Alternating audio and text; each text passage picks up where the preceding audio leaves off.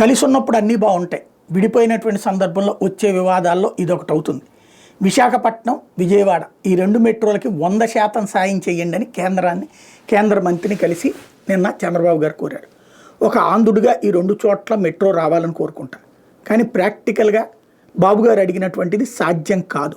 ఎందుకని? 100% అన్నది భారతదేశంలో ఎక్కడా ఖర్చు పెట్టదు. అలా పెడితే మిగతా రాష్ట్రాల్లో నూరుకుంటాయా?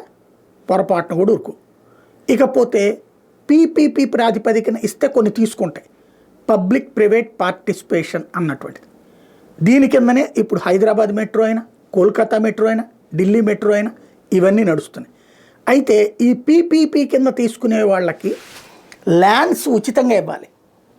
అంటే ఇప్పుడు హైదరాబాద్లోనే చూస్తాం, మెట్రో కాంప్లెక్సెస్ ఉంటాయి, మెట్రో పక్కనే కాంప్లెక్సెస్ కొన్ని. అవన్నీ ఎక్కడివి? ప్రభుత్వం అంతంత భూమి వాళ్ళకి ఇచ్చింది. ఎందుకని? మెట్రో రైలు నడిపితే లాభం రాదు పెద్దగా, టికెట్లకు కూడా సరిపోదు, మెయింటెనెన్స్కి కూడా సరిపోదు, జీతాలు కూడా చెల్లించలేరు, తర్వాత మెట్రోలో ఆపు కూర్చోవాలి. కాబట్టి ఆ ప్రాబ్లం ఎన్నటికి రాకుండా మెట్రో వాళ్ళు ఈ స్థలాలు ఇచ్చారు కదా, ఆ స్థలాల్లో బిల్డింగ్, అపార్ట్మెంటా, ఫ్లాటా, లేకపోతే సినిమా థియేటరా, షాపింగ్ మాలా ఏది పడితే అవి కట్టుకోవడం, అవి కూడా బ్యాంక్ లోన్స్ ఇస్తాయి కాబట్టి అవి కట్టించుకోవడం, అవి అవుట్సోర్సింగ్ ఇస్తే వాళ్ళు కట్టించేస్తారు. ఆ తర్వాత వాటికి అద్దెలకు ఇచ్చుకుని ఆ డబ్బుల్లో నుంచి ఆ బ్యాంక్ లోన్స్ తీసుకుంటూ మిగతా డబ్బుల్ని ఇటుకి మళ్ళీ ఇచ్చుకోవాలి. అంతా చేసినా నష్టం వస్తుంది హైదరాబాద్ మెట్రోలో. మొన్ననే కదా అదే అమ్మకానికి కూడా పెట్టినటువంటి పరిస్థితి, మిగతా మెట్రోలది అదే పరిస్థితుంది. కాబట్టి ముందు ఇక్కడ అలాంటి స్థలాలు కేంద్రం కొనిస్తుందా? ఇవ్వదు. ఇంకోటి వయబిలిటీ అంటారు.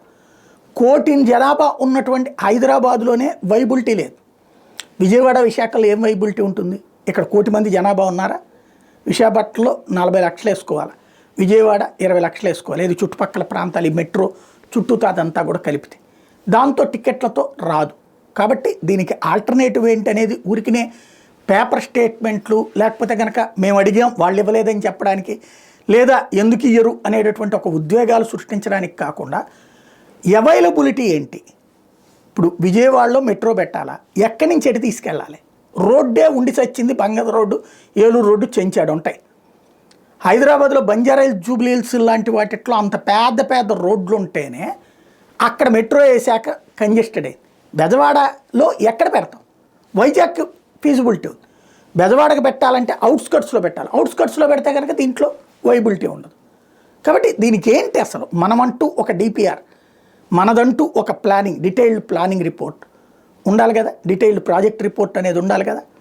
అది సమర్పించాల్సింది పోయి ముందుగానే ఇది పేపర్లో హెడ్డింగ్లకి మాత్రం బాగా వస్తుంది. బట్ ప్రాక్టికల్గా ఏంటి?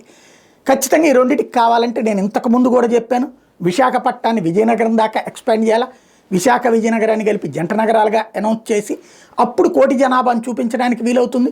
అటు అనకాపల్లి దాకా తీసుకొచ్చేయాలి, తడదాకా కూడా ఇదే అనకాపల్లి దాకా తీసుకురావాలి. ఇటు పక్కన వచ్చేటప్పటికి విజయవాడ, గుంటూరుని కలిపేయాలా, అటు దాదాపుగా హనుమాన్ జంక్షన్ దాకా తీసుకుపోవాలా, అప్పుడు ఇటు పక్కన మైలవరము ఆ ప్రాంతాలన్నిటి కలుపుకురావాలా, కొండపల్లి వాటన్నిటిని. అప్పుడు వయబిలిటీ ఉంటుంది. అప్పుడు దానికి సంబంధించినటువంటి 1 కోటి జనాభా ప్లస్ సేలు ఇదంతా నడుస్తుంది. అప్పుడు దాంతోపాటుగా మధ్యలో ఉన్నటువంటి ఈ ప్రాంతాల్లో అమరావతి అభివృద్ధి కానీ ఇవన్నీ కూడా సాధ్యమవుతుంది. ఆ విజయవాడ త్రూ అమరావతి మీదుగా వెళ్ళేటట్టు చూడాలి. అయితే మెట్రోలు సిటీలో మాత్రమే ఉన్నాయి, ఇట్లాగ వేరే సిటీలకు లేదు. అప్పుడు ఈ రెండింటి ఒక సిటీగా అనౌన్స్ చేయగలగాలి. ఇదంతా చేయకుండా తాంబూలాలు ఇచ్చేసాం తనుగుజావండి అన్నట్టు మనం ఏదో కాగితం ఇచ్చాం వాళ్ళు పట్టించుకోలేదని భవిష్యత్తులో చెప్పుకోవడానికి పనికొస్తుంది అంటే తప్పు.